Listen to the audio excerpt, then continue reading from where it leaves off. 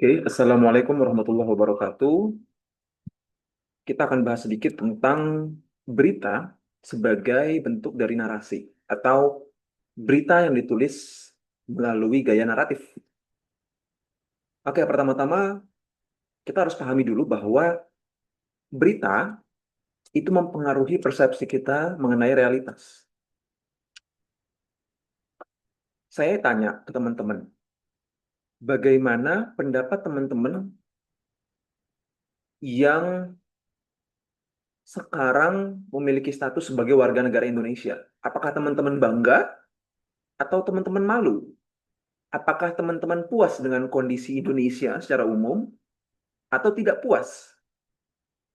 Nah, pandangan, sikap, dan nilai tersebut sedikit banyak itu dipengaruhi oleh berita atau mungkin konten-konten yang teman-teman tonton tentang Indonesia, khususnya konten-konten di media sosial ya. Kalau teman-teman sekarang kan Gen Z, saya yakin informasinya itu paling banyak berasal dari media sosial. Nah, jadi kita bisa bilang kalau berita atau iya berita dalam media sosial yang teman-teman lihat atau berita dalam media yang lebih jadul atau konvensional itu bukanlah sesuatu yang objektif, tapi merupakan hasil dari proses yang sedemikian rupa ya, mengemas kenyataan atau realitas sedemikian rupa, kemudian jadilah sebuah berita. Jurnalis atau reporter itu bukan hanya mencari peristiwa dan kemudian merekam atau menulisnya, tapi juga memilih kira-kira sumber mana yang akan cocok atau sesuai dengan keperluannya ataupun keperluan media tempat dia bekerja. Kemudian menyeleksinya setelah menentukan sumber, dia menyeleksi informasi apa saja yang akan diambil dan kemudian informasi mana saja yang akan disingkirkan. Kemudian disesuaikan. Kalau beritanya berbentuk audio visual, seperti misalnya video, maka nanti akan diedit. Kemudian kalau bentuknya tulisan, begitu juga akan disunting. Jadi kita bisa lihat bahwa berita itu bukanlah cerminan objektif dari realitas. Berita, dengan demikian, itu menghidupkan realitas tertentu. Ya, realitas tertentu ini tidak bersifat objektif ya, karena tadi melalui proses produksi yang sedemikian rupa dipilih kemudian disesuaikan. Sebelum ada berita atau konten viral di TikTok mengenai jalan-jalan rusak di Lampung, mungkin bayangan kita tentang Lampung itu sama sekali berbeda. Mungkin sebagian orang itu belum tahu kalau ternyata Lampung jalannya sangat rusak ya gitu. Nah, ketika menonton konten yang viral atau berita yang viral di media sosial masing-masing, mungkin sebagian teman-teman itu jadi tahu kalau oh ya, ternyata banyak sekali fasilitas umum, khususnya jalan-jalan raya di Lampung itu rusak dan rusaknya itu parah sekali, gitu ya. Jadi serta-merta kita punya bayangan realitas tertentu ya.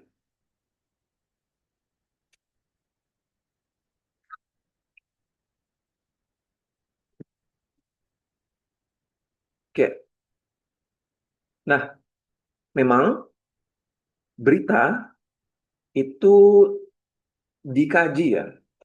Berita itu dikaji, apakah seharusnya menyampaikan fakta sedemikian rupa adanya gitu, tanpa ada pemilihan sumber, pemilihan informasi apa saja yang layak atau sesuai nilai berita. Atau yang kedua, berita itu ya sudah semestinya naratif. Berita itu sudah semestinya ditampilkan dengan gaya naratif atau seperti halnya cerita, seperti halnya literatur atau novel. Nah, debat ini sampai pada titik yang hampir em, praktisi maupun akademisi itu sepakat berita perlu ditulis secara naratif, bukan cuma sekedar informasi faktual. Sekalipun beritanya itu sifatnya hard news, berita tersebut tetap disampaikan atau dikemas dengan gaya naratif. Oke, sebelum itu hard news adalah berita-berita yang tujuannya adalah menginformasikan peristiwa terkini agar pembaca itu bisa menentukan sikapnya dan mengambil keputusan yang tepat sesuai dengan kepentingannya. Maksudnya apa? Maksudnya seperti ini. Ini saya sempat menulis artikel berita berjudul Penumpang Khawatir Pencabutan Subsidi 5 Kereta Picu Kenaikan Tarif. Berita ini muncul di momen-momen mudik Lebaran Idul Fitri. Nah, informasi ini penting untuk sebagian pembaca karena sebagian pembaca mungkin akan mudik dengan menggunakan kereta api. Maka informasi tentang pencabutan subsidi kereta api ini itu penting untuk mereka. Jadi mereka mungkin bisa menyesuaikan lagi rencananya gitu ya. Oh ya udah, saya nggak usah naik kereta api. Kayaknya saya em, akan lebih hemat kalau saya naik bis deh, misalnya gitu ya. Kemudian soft news. Soft news itu adalah informasi-informasi yang sifatnya tak lekang oleh waktu. Biasanya berkaitan dengan topik-topik human interest, ya. Seperti misalnya ini. Saya juga menulis ironi anak-anak pekerja ondel-ondel di Jakarta. Pembaca itu nggak penting-penting, nggak akan merasa penting-penting banget sebenarnya ya baca berita ini. Toh tidak akan berpengaruh terhadap hidup mereka gitu ya, terhadap aktivitas mereka sehari-hari. Tapi mereka jadi tahu. Mereka begitu pula juga bisa mungkin menumbuhkan simpati terhadap anak-anak pekerja di kota-kota besar gitu ya misalnya. Oke, itu perbedaan antara hard dan soft news. Dan kedua-duanya, sekalipun hard news ditujukan untuk memberikan informasi sebagaimana adanya, supaya audiens itu bisa menentukan tindakan, dia tetaplah dikemas dalam bentuk naratif. Karena apa? Karena pertama, dia menggunakan teknik pemilihan angle. Seperti halnya novelis atau penulis atau esaiis itu menentukan sudut pandang penulisannya. Apakah akan menitik beratkan pada dimensi moralnya atau kepada human interest-nya, kayak gitu. Kemudian berita, utamanya hard news, itu tidak dikemas secara chronological order. Kan kalau informasi keras ya, informasi sebagaimana informasi, itu kan dituliskan secara kronologis ya. Peristiwa pertama apa, kemudian menyebabkan apa, peristiwa A menyebabkan peristiwa B, yang kemudian peristiwa B menyebabkan peristiwa C. Itu dituliskan secara terstruktur. Itu kalau informasi ya, informasi keras. Nah, kalau berita itu ditulis dari kesimpulannya dulu gitu. Ditulis dari kesimpulannya. Em, Misalnya balik lagi ke ini ya. Kesimpulannya adalah penumpang khawatir pencabutan subsidi picu kenaikan tarif. Ini adalah kesimpulan dari peristiwa penyebab. Peristiwa penyebabnya adalah pencabutan subsidi, gitu ya.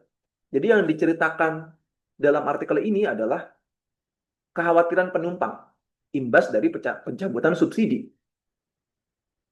Jadi dimulai bukan dari pencabutan subsidinya itu sendiri, tapi akibat dari pencabutan subsidi itu.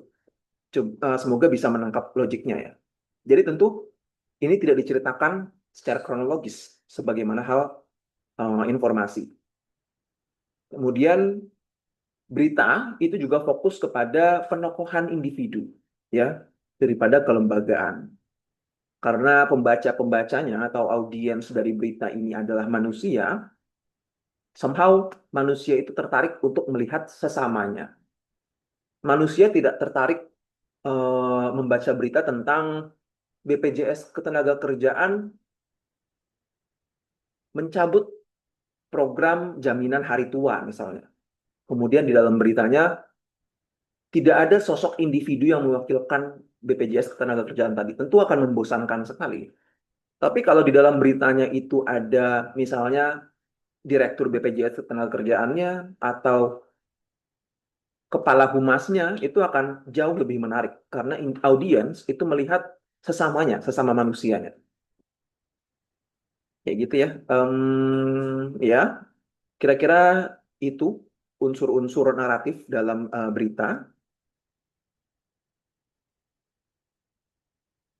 Nah, tentu ada berbagai konsekuensi dari pembawaan berita menggunakan gaya naratif ya. Pertama adalah terlalu individualistik karena tadi fokusnya ditujukan kepada penokohan individu. Nah, problemnya apa? Problemnya ketika berita itu membahas suatu permasalahan yang sistemik seperti misalnya kemiskinan, kelangkaan pekerjaan dan sebagainya, berita itu tidak memfokuskan peliputannya kepada permasalahan yang juga sistemik, tapi malah ke permasalahan yang individu, siapa yang harus bertanggung jawab misalnya, oh kepala dirjen ekonomi kreatif atau kepala dirjen ketenagakerjaannya tidak kompeten dan sebagainya, itu bisa jadi overexposed masalah yang sistemik gitu ya, karena terbiasa melihatnya secara penokohan, masalah sistemik itu jadi nggak kelihatan. Terus simplification, tentu tadi berita utamanya hard news itu kan disusun dimulai dari informasi apa yang paling penting, paling newsworthy, yang paling bernilai berita. Oh iya, newsworthy atau nilai berita itu menentukan apakah suatu informasi itu bernilai atau enggak untuk dibaca audiens banyak gitu. Dan kemudian informasi tersebut disebut sebagai berita.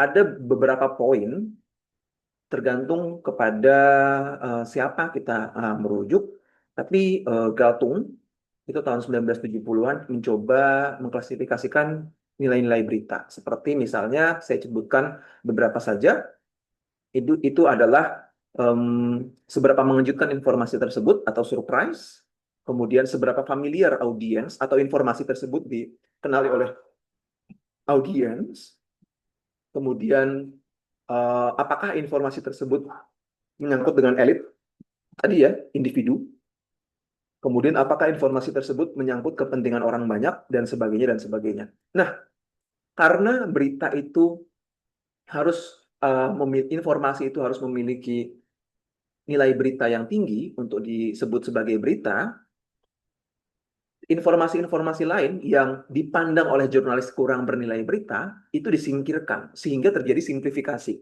Nah, ini implikasi dari penerapan gaya narasi dalam berita ya. Jadi terjadi simplifikasi. Itu masalah kedua. Kemudian masalah ketiga adalah infotainment ya. Saya yakin sepertinya ya informasi-informasi yang kita tonton sehari-hari itu lebih saya bilang tonton karena saya mengasumsikan kita lebih banyak mengkonsumsi informasi di aplikasi video singkat seperti Instagram Reels ataupun TikTok. Saya juga sekarang pada titik itu ya, walaupun kesadaran saya itu beberapa kali muncul untuk mengimbanginya dengan membaca artikel teks gitu ya. Oke, tapi ya infotainment. Implikasinya adalah infotainment karena tadi gaya narasi dalam penulisan berita itu mendorong jurnalis, reporter atau konten kreator untuk mengemas informasi yang lebih mengutamakan kepentingan ekonomi, kepentingan ekonomi dibandingkan berita itu sendiri. Ya, jadi bisa disimpulkan bahwa berita bukanlah sesuatu yang mencerminkan realitas secara objektif, tapi adalah produk yang dikonstruksikan oleh para praktisi, di antaranya jurnalis, reporter, ataupun konten kreator. Ini bisa kita lihat dari proses produksinya ya. Proses produksi berita yang dimulai dari informasi mentah, kemudian menjadi berita, itu terdiri dari sourcing atau pemilihan sumber, kemudian gatekeeping atau pemilihan informasi mana yang diambil dan mana yang dibuang, kemudian penyuntingan ya, kemudian penyuntingan apakah informasi tersebut akan disajikan secara textual based atau audiovisual based dan sebagainya dan sebagainya. Itu menunjukkan bahwa berita itu dikonstruksikan. Berita bukanlah realitas sebagaimana adanya. Nah, ini menunjukkan juga bahwa berita adalah produk dari proses naratif ya. Jadi gaya yang diterapkan dalam produksi berita adalah narasi. Kayak gitu. Em, Terima kasih. Sekian.